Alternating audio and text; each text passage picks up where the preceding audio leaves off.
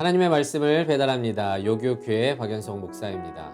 오늘 묵상할 본문은 누가복음 22장 54절에서 62절까지의 말씀인데요. 제가 오늘은 61절, 62절을 봉독하고 함께 묵상하도록 하겠습니다.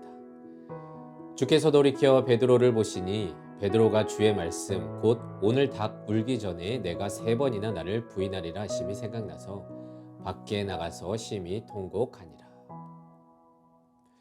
지인 중에 힙합을 아주 사랑하는 친구가 있었습니다. 그는 제게 이렇게 말했습니다. 형, 나는 할아버지가 돼서도 이렇게 통 큰 바지랑 헐렁한 티를 입는 멋쟁이가 될 겁니다. 하지만 그는 얼마 가지 않아 시대적 조류에 발맞춰 스타일을 아주 스키니하게 바꾸었습니다. 그래서 제가 뭐라고 했습니다. 야, 너 영원히 힙합으로 산다며.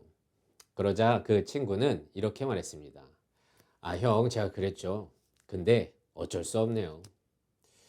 한편 이전 목사 동기 중에 일본인 여자친구를 만나게 되면서 일본 선교에 꿈이 있다고 말한 친구가 있었습니다.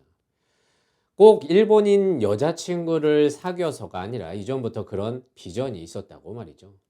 그래서 그 친구가 형, 난 이런저런 비전이 있으니까 나 일본어 좀 가르쳐 달라고 했습니다. 하지만 그 꿈은 그 여자친구와 헤어지면서 언제 그랬냐는 듯 싹 사라졌고 제게 이렇게 말했습니다. 형, 인생 다 그런 거 아니겠습니까? 여러분 참 우픈 에피소드들이지만 이게 우리입니다.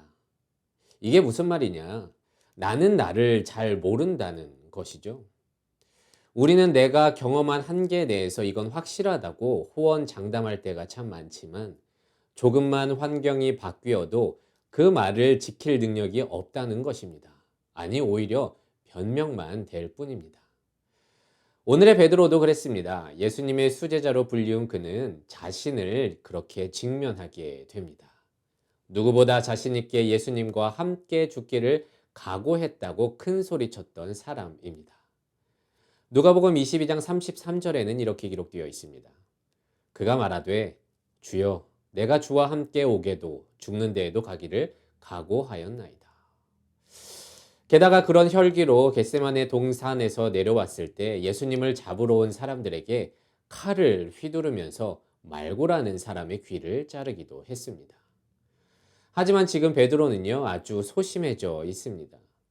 예수님이 어떻게 될지 쫓아오기는 했지만 생과 사를 재판하는 그 제사장의 집 앞에서는요 그 어떤 혈기도 부리지 않고 먼 발치에 서서 예수님을 바라볼 뿐이었습니다.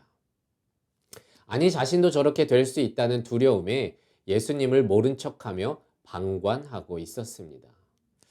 그는 그렇게 비겁하지도 용감하지도 않았습니다.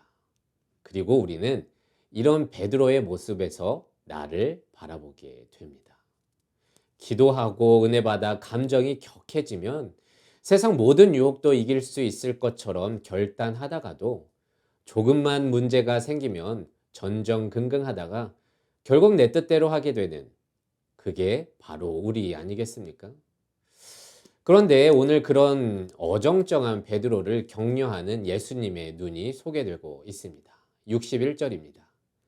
주께서 돌이켜 보시니 오늘 본문에만 기록된 특수한 장면인데요. 일촉즉발의 순간임에도 불구하고 재판 중에 예수님이 고뇌하던 베드로에게 눈길을 주셨습니다. 그리고 그 눈을 바라본 후에 베드로는 나가서 통곡을 하며 울게 되는데요. 아마도 그 예수님의 눈은 이렇게 말하고 있었을 것입니다. 베드로야, 괜찮아. 넌 지금 너의 어정쩡한 모습, 비겁하지도 않고 용감하지도 못한 그 어정쩡한 모습 때문에 자책하고 있겠지만 괜찮다. 대신 내가 했던 말들을 잘 기억하거라. 나를 끝까지 믿거라. 나는 곧 부활할 것이고 나를 통해서만 구원을 얻을 수 있을 것이다. 여러분 오늘 말씀을 통해 나를 바라보는 시간이 되기를 원합니다. 하나님, 나는 당신 앞에서 호언장담해 보지만 실로 저는 비겁하지도 용감하지도 않는 어정쩡한 베드로와 같은 인간입니다. 하지만 그런 저에게 시선을 돌려주시고 베드로처럼 통곡하며 울더라도 다시금 일어날 수 있는 믿음을 허락하여 주시옵소서. 그리고 오늘 이런 질문을 하며 하루를 묵상해 보기를 원합니다. 나는 나를 얼마나 잘 알고 있습니까?